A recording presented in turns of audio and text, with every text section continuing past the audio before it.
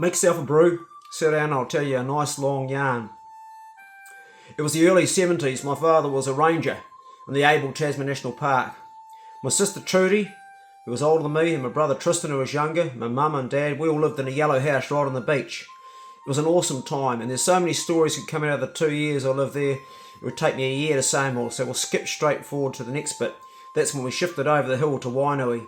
That was the first time I had kids to play with, the Robertson family.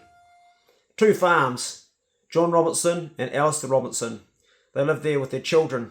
Now the Robertsons, there was a lot of kids. They were a Catholic family probably. I don't know, only from memory. Mum told me once, Catholics have a lot of children. I never worked out why that was. Only years later learned that it had something to do with contraception and not believing in it. Anyway, I made mates with all of them and caught my first pig with them when I was very, very young. We would go all around the farm, trapping animals, catching them, shooting them with my air rifle. I clearly remember one time the old man giving me a hard clip across the ear with his thumb for showing my mum a dead quail, bringing it to the house, stoked, thinking I was bringing food back, but he said, "Don't do that, your mother hates animals dying." It's funny that, because my old man was a hunter himself. Anyway, when we moved to Wainui, we moved into an old farmhouse that belonged to the Robertsons. It was a nice little farmhouse, a little green one. Had an old coal range that Mum used to spend all day trying to keep going to do the cooking on while Dad was at work. Dad eventually went to Fiordland for a job application, and while he was away, Mum looked after us kids. I remember the day that we got the message that we were going to be shifting to Fiordland. I was sort of sad because I'd been going to the school in Motopippi and made friends, and I enjoyed hunting with the Robertson boys and getting up to mischief, and we got up to a lot of mischief. But the trip was planned and we got in the old Vauxhall we had, and we made the trip down south. We almost would have made it all the way, but Dad lost it on a railway track by a bridge and ploughed into a bank. A pet starling Burby in the cage in the back coming flying forward and hitting somebody in the head. I think it might have been my mum, or maybe my sister Trudy. From there we got picked up and taken to Te Anau, where we stayed in a motel on the lakefront of Lake Te Anau for a while till Dad got things in place for us to get a house. We would next live in a house in a place called Fergus Square. In that time, we'd go from house to house in Te Anau until we found a place to settle. But Fergus Square was probably my favourite of all the 3 houses we lived in there. The other one was Pompolona Street, and I forget the third. In Fergus Square, we lived next to a family called the Cardinals, and I quickly made friends with one of the boys, Andrew, who was about my age. We would use our imaginations and dream up magic and all sorts of things, like we had superpowers and we could do this, and we created these gangs, and they were gangs of kids. We built underground huts that had fireplaces, and we would have fights against other gangs. And I can remember water cannons we made where we would have a fire with a pipe down it and pour some water down, and water would shoot back out. No one ever got scalded or burnt. I remember getting a clod in my face one time, and I remember the fights we used to have, and nobody seemed to worry about us hurting ourselves. We were just left to run amok. We had a lot of fun. I can clearly remember his father, Murray Cardno's garage underneath, and one thing that I was always really, really intrigued with was there was the shape of an airfoil of an aircraft wing that he had made. He was a very, very clever man. He made boats. He made everything with his hands. And his mum was awesome, Frana. She later on became the mayor of Te Anau. But that house left a lot of memories for me. He was a really, really cool family. So I stayed friends with for a few years afterwards. I was up the Upakaroa River. We'd since now moved to Pompolona Street, so that was a bit closer to the river. And my brother Tristan and I were up there, and I was tickling a trout. And as I was tickling this trout, I was holding on to a willow branch above, and I had my fingers under the trout's belly, and I was slowly lifting it to the surface of the water, getting ready for my chance to flick it out of the water. And just as I was about to flick it out of the water, a big old eel had seen my finger doing this, which I hadn't seen the eel, and it latched onto my finger like that. Now, teeth of an eel are slightly inverted, and when I pulled it out, the eel came out of the water. So I grabbed it with my other hand and I threw it instinctively at my brother, and it wrapped around my brother Tristan's neck and literally looked him in the face. And I can remember trying to get this eel off his face and having a fit on the back. I think he was probably traumatised from that experience for a long time afterwards. I soon made a little business down at the mouth of the Upakaroa River. I used to go down there with a trout rod when everybody was at school. I would have been about 9 years of age. I'd be flicking out my lure. And tourists would come down there and flick out their lures too. And occasionally I'd find a lure that someone had got snagged a bit deeper out in the river, and this gave me a plan. The following weekend I dragged a whole lot of mesh netting out that came off an old dog kennel, and it was a long drag across the paddock, and there was all these Swedes in the paddock, and I remember knocking the tops off thinking I'm going to get into the shit from the farmer if I get caught doing this. And I placed my net out at the mouth of the river as far out as I could go, waded right out deep, and left a long string which I pegged to the entrance of the river. I have told this story before, but it's worth another mention. Anyway, sure enough, all the tourists came, and every weekend after the weekend had finished, I would go out and I'd find my little piece of string buried in the peg on the bank, and I'd pull my wire netting back in, and every time I'd find lures caught up on this piece of wire netting they got snagged on. And I'd often sell those lures back to the same tourists probably that had lost them. All brightly coloured greens, blues, yellows, all just snagged for the first time. They must have wondered what was going on out there and what it was, but it was a good wee side hustle for me. I was up the Upakarua River one time building a hut with my brother Tristan, and I had a sad feeling in my gut. I'd been told by Mum the night before, we're going to be moving to the city. I didn't want to move to the city. I said to her, I don't want to move to the city. And what are we going to do there? She said, we're going to move here and Dad's going to stay here. And I said, but I want to be with Dad. And Mum said, no, it'll be better in the city. You know, they've got slot machines you can put 10 cents in and you can double your money. I remember thinking about that and thinking, that'd be cool. And I didn't really give it a lot of thought why my mum would want to leave my dad. And I never really did either. But I was sad to be leaving. Well, a few weeks later, we packed everything up we had in that old Vauxhall, said goodbye to Dad, and we made the trip to Christchurch. We arrived at my Uncle Pete's house first, a tall, slender man with dark features, and he played music and he was kind of groovy. We stayed with him for a while, and then we moved into the State House area of Shirley. Where Mum got the money from the house was our previous house we'd had when I was younger in Richmond. They'd saved their money and Dad had worked really hard. He worked really hard, my father, and he was a good man at saving money as well, and he'd got enough for Mum to buy a house for us in Christchurch. He tried to talk my mum out of shifting to Christchurch. He said to her, if you go there and I'm here, it's going to be very difficult for us all to live on one parent income, with you there looking after children and me here with two separate places to live. So he moved into an old caravan. He was working for the Parks Board back in those days. It wasn't called the Department of Conservation. And he painted it purple and called it the Purple Death. I think quite a few people visited that caravan when he became a single man again in that caravan, because I went back years later with my brother to stay with him. And one night he went out for a drink at the pub and I found some photos, and every photo there was a different girl in the photos with him, and he was looking very happy. So we moved into the State House area, and I got a job pretty quickly working for the Neurological Foundation, collecting rags. They gave us these yellow bags with Neurological Foundation on the side, and they gave us a notebook, and every Tuesday and Wednesday I'd get picked up by a van, a white van with other kids in. Most of the kids were poor from the State House area, and we get picked up after we'd had our little bit of something to eat after school at about 4:30. And we go around and we get dropped off into an area in Christchurch, the richer areas generally, like Fendleton, and we get dropped off with our notebook and our plastic bag full of plastic bags, and we just knock on strangers' doors. We go and say to them, do you have any old rags or clothes?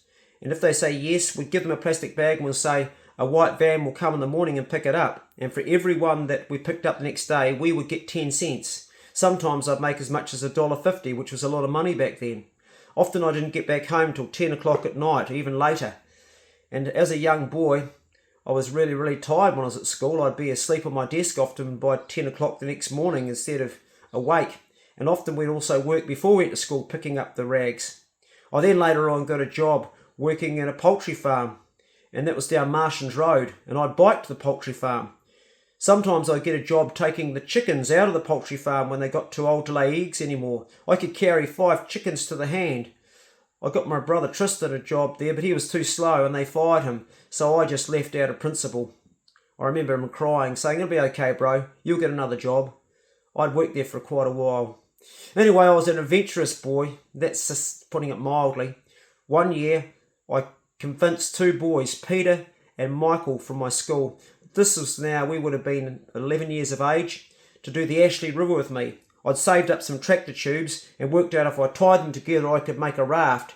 I managed to convince my mum to take us up to the top of the river, and she said that she would do it on one condition, and that is that if I stopped going out late at night on bikes with my mates because I was in a gang called 13 where we used to go and do naughty stuff. And I weighed the two things up and I convinced her to take me, but then I realised I wouldn't be able to keep to the bargain. And I said, I can't do that, Mum. She said, well, I'm not taking you then. So then I managed to talk the two boys into taking the tubes on our bikes with a pump, going right to the very, very source of the river and biking all the way up there with our bikes. And that's what we did. We biked the whole way. When we got up there, we pumped up the tubes with our pump. And you can imagine how much gear we had. And then we made these rafts, well, one big raft and a small raft actually, which was our pack raft for carrying our supplies of food. We put our bikes on the raft and everything on top and clambered into the river, and it took us 4 days to do the Ashley River from the gorge right down to the first bridge.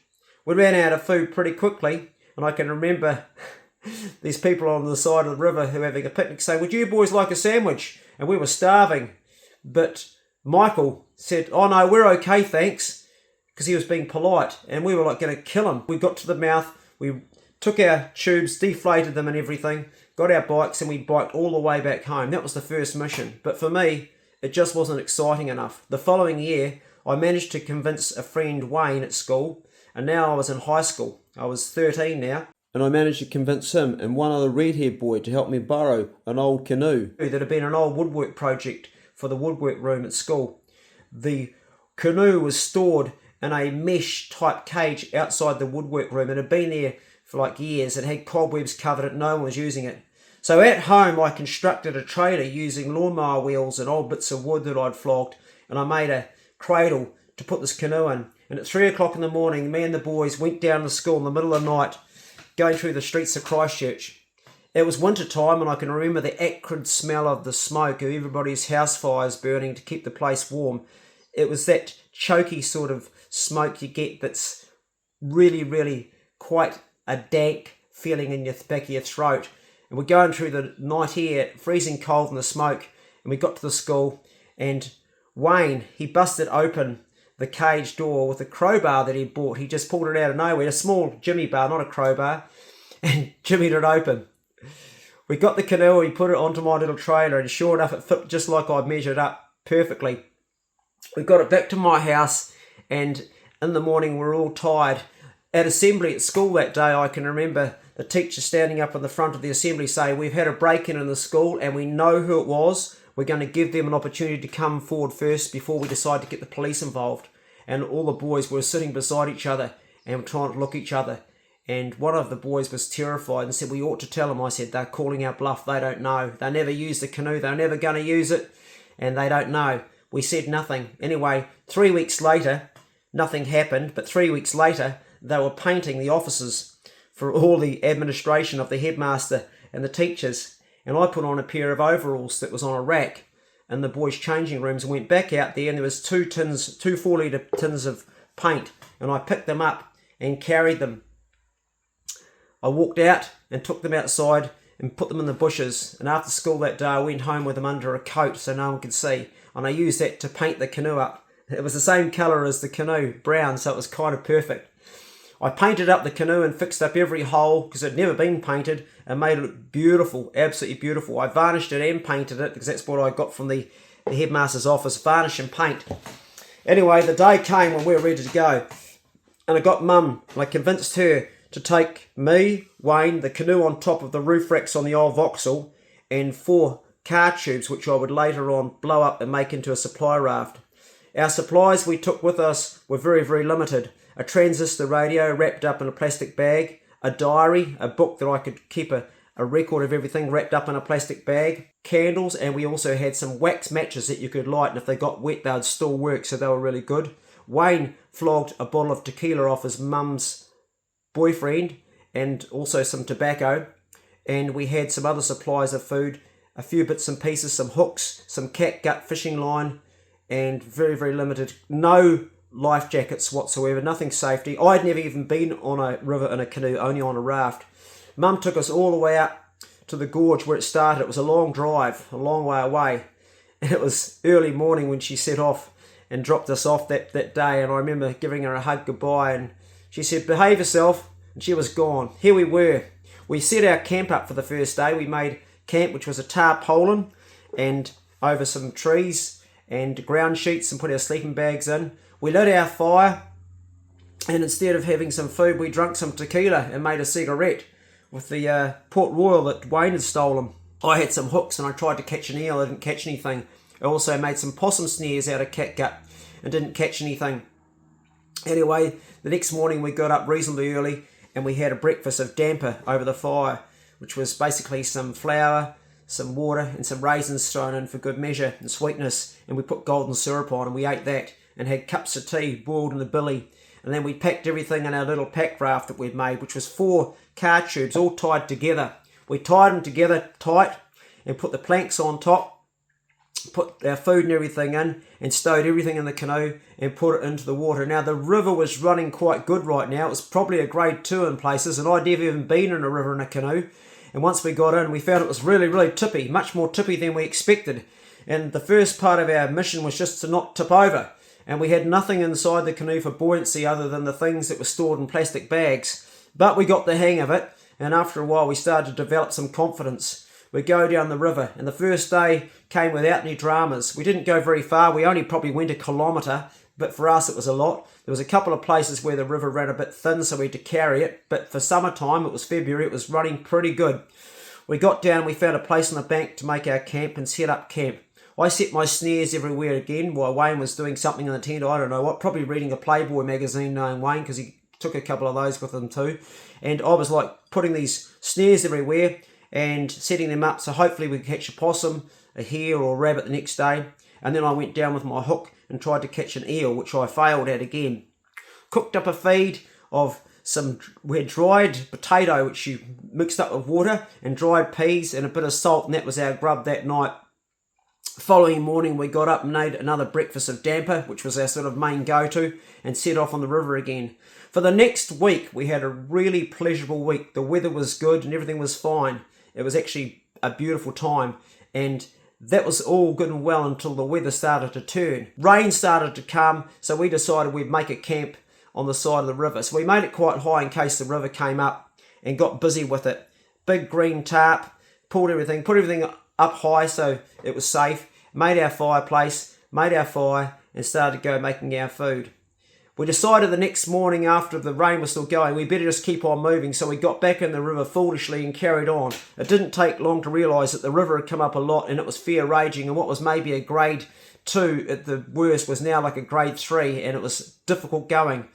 We got into some trouble on the river, and suddenly I found these rapids in front of me. I couldn't stop the canoe, I couldn't turn it around, and I said to Wayne, "Get ready mate, we're going to hit some hard shit." It was too much for us. The canoe tipped over right upside down. Our raft behind us snapped off because the canoe got stuck as it got tipped over, and we both tipped out of the canoe, and I grabbed hold of the hull over the top, and Wayne looked at me not knowing what to do, and he copied me and he grabbed the hull too, and we watched our raft go past with all our supplies on, not knowing where it had gone and had come off because the canoe was now lodged in something and sinking. The reason it wasn't fully sinking was there was air trapped inside it. We managed to get to the side of the river eventually after going downstream, trying to keep bits of things that were floating out of it because we were losing stuff, and we ended up in this massive big island in the middle of the river. I remember seeing the raft disappear, thinking I'll get that later on. Never saw it again. We dragged what we could and what had tipped out of the canoe onto this bank of this big piece of land, a large piece of the river. I didn't realise it was an island until we got up, and maybe it wasn't always an island, but during this flood it was an island. We took everything to the highest piece of ground we could, where there was a willow tree and a bit of flat area, and dried everything out as much as we could, which wasn't very successful. Sleeping bags were wet. The only things that were really dry was the transistor radio, the diary, and some of the food that we'd kept in the canoe. Luckily we had some in the canoe, and luckily we had our wax matches and our fish hooks in the canoe, but a lot of our main food was lost in the pack raft, and we also lost a few other items. Wayne says, "We're stuffed, man, we're stuffed." I said, "We're not stuffed, bro, we're going to be okay." We made up a camp. We only had one tarpaulin, the other one was now on the raft that had gone, and so we didn't have a ground sheet, so we made up a bed with grass and stuff we could find and packed it up as high as we could with bracken, and put our sleeping bags out to dry inside underneath the tarp as best we could, hoping the wind would dry it out. That night we just shook and froze, and we listened to the scratchy transistor radio, and we heard that a storm had come through Darfield and Kirwee, and the rain had raged all night long and the river had come up further. The next morning there was no getting off the island and our food supplies were low. I set snares everywhere in hopes to catch a rabbit or a hare or a possum, and nothing on the first day. We stayed on there. The next day, beach buggies came along. They were searching for somebody in the river, and we didn't realise how bad it was. The day after that, we were sitting listening to the radio on the news. We were listening to Radio Avon. The next minute, I hear my mother come on the radio. She's talking to the announcer, and the announcer's saying, "I realised that your son is with another boy on the river, and they haven't been seen now for over a couple of weeks. Are you concerned about your son?" And my mother was saying, no, he'll be fine. He's used to adventures like this. I have all the confidence that he'll know what to do and do the right thing. And I remember thinking, geez, Mum, you've got a lot of faith in me, or maybe she just doesn't care. I'd like to think it was that she just had a lot of confidence in me, but she seemed very blasé. I mean, you think about it today, how you would be if you're a parent and your 13-year-old son's disappeared for a couple of weeks in a raging storm on a river. What would you think? Mum didn't seem to worry. She had a lot of confidence in me. I'll go with it. She just had a lot of confidence in me. So we're on the river, and after about 5 days of getting really hungry, getting low on food, I finally, for the first time, caught a hare. And this was after lots and lots of snares everywhere. The poor old animal had got caught up with its leg and also its neck, so it wasn't completely dead. I battered its head with a piece of driftwood from the river. I kept all its guts for eels fishing I was doing, and we had the internal organ meat, and we cooked the 2 drumsticks, the back legs, over a fire that night. Wayne didn't even seem to be that interested in how I caught it, but I can remember him eating it saying, "This is burnt on the outside and raw on the inside." I said, yeah, but we still ate it, man. It tasted like Kentucky Fried Chicken to us. We were like hungry. He said, "I'm getting off this island. I'm going home, mate. I've had enough." I said, "Listen, it'll be fine when the sun comes out. You'll see." He said, "We haven't got a pack raft anymore and we're low on food." I said, "But we haven't got to the bridge yet." He says, "I'm getting out of here, mate." He was a good mate and I respected his point of view. Anyway, the following day, the river had gone down a little bit and the sun was shining. It was beautiful, actually. We packed everything the best we could into the canoe, and as first chance we got where we saw a road close by, he said, "I'm getting off here." He got off and I shook his hand and said goodbye. He got a lift from a priest, hitchhiking, he told me later, and got a ride back home. Well, first of all to Kirwee, and then called his mum and she picked him up from there. After saying goodbye to my mate Wayne, I paddled with a feeling of excitement. I don't know if you've ever been in a really good relationship with somebody and you're broken up, and even though you're sad, there's almost a feeling of excitement. What's going to happen now? Well, that's what I sort of felt like. I was missing my mate, but I sort of wasn't either.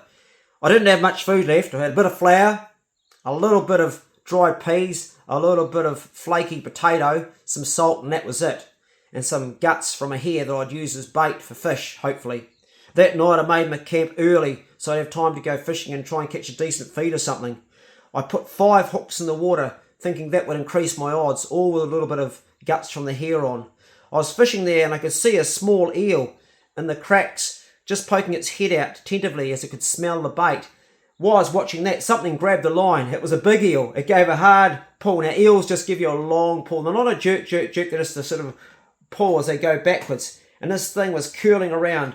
I pulled it up out of the water as quickly as I could, try not to break it, giving it a little bit of play, but getting it up onto the bank.